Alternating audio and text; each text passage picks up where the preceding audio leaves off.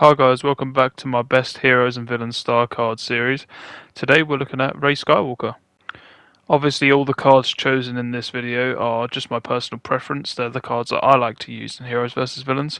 I don't play too much with Rey in Supremacy or Galactic Assault, so I'm not 100% sure if these cards are great for that mode, but they are tried and tested definitely on Heroes vs Villains. Obviously the cards chosen are just to suit my playstyle, so your playstyle might not be the same as mine, but hopefully you get a few tips and tricks from this video. You can try out the cards, hopefully it improves your skill level with Rey, you get a few more kills, die a little bit less. So yeah, let's get into it. So first up we have Balance. Rey gains an extra dodge ability charge, but her stamina drains faster. Increased stamina costs 15%. This card is really good. It doesn't sound too great because you think, oh, you're going to drain stamina faster, but Rey's stamina is actually pretty good, and her stamina recovery is also pretty good. So it doesn't really affect you all that much. It is worth it to gain an extra dodge because the dodges will save your life, and because most heroes can only dodge twice, Rey can actually dodge 3 times. So it does catch a lot of people off guard.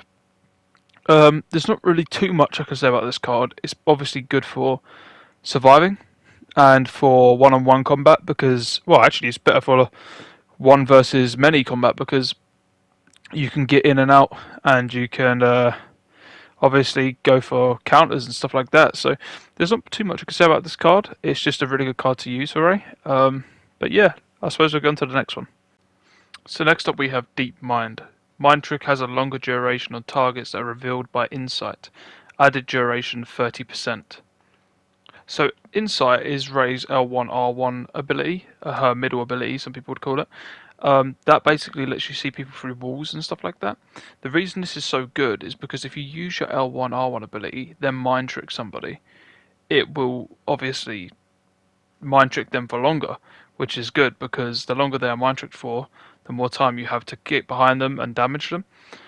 This card also goes really, really well with the next card on the list, and obviously I'll explain a bit more when we get into that card. But this is one of Rey's best cards. At least I find it as to be one of her best cards. Definitely worth using in Heroes vs Villains. Highly recommend it. There's not really too much to say about it because it doesn't actually do too much other than increase the duration of Mind Trick. So if you already know what Mind Trick does, that basically inverts people's controls and makes it really hard for them to turn left or right. It slows their sensitivity right down. This obviously gives you opportunities for countering them or getting behind them or helping your friendlies if they're in a bit of a situation that they can't get out of. It's just an all-round good ability. But that's not really too much to say about it. But it's very, very good combination with the last star card. So just keep that in mind. I wouldn't recommend not having this card on if you have the other card on. You should have them both in tandem. So I guess moving on, we have Opportunist. Rey deals bonus damage to enemies affected by any immobilizing effect, including Mind Trick. Bonus damage to immobilized targets, 15.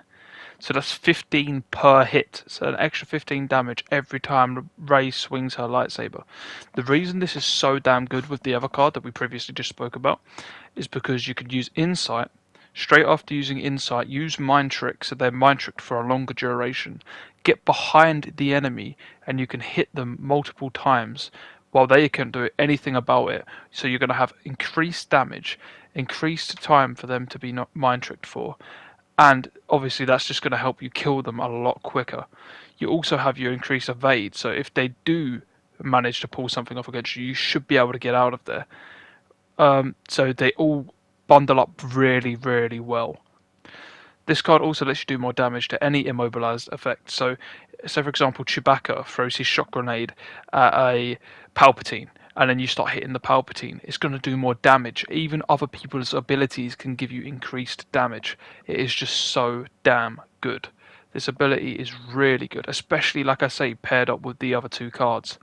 It's just like, it's like poetry or whatever George Lucas says. It rhymes. It's just so good. So yeah, Rey is a very good hero. She can hold her own quite well.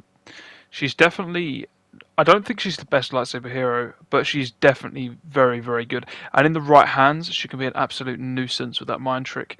Her dash isn't too bad either, to be fair. So you're going to get that increased damage with the dash if someone is immobilized. So whether it's mind trick or Chewie's shot grenade or something along those lines, you're going to get that increased damage. So I definitely recommend using those three cards. Just give it a try. Obviously, your playstyles might not be the same. You might be a bit more defensive than offensive. That's okay. Just give it a try. Try a few matches with her. See if you improve. Hopefully you do. And yeah, hopefully you get a little bit better. And you die a bit less and you kill a bit more. And yeah, thank you for watching, I guess. Please like and subscribe for more. Next we've got Iden Versio and Han Solo, so that should be good. I've got a max level Han Solo, so yeah, stay tuned for more, and I'll see you in the next one. Peace.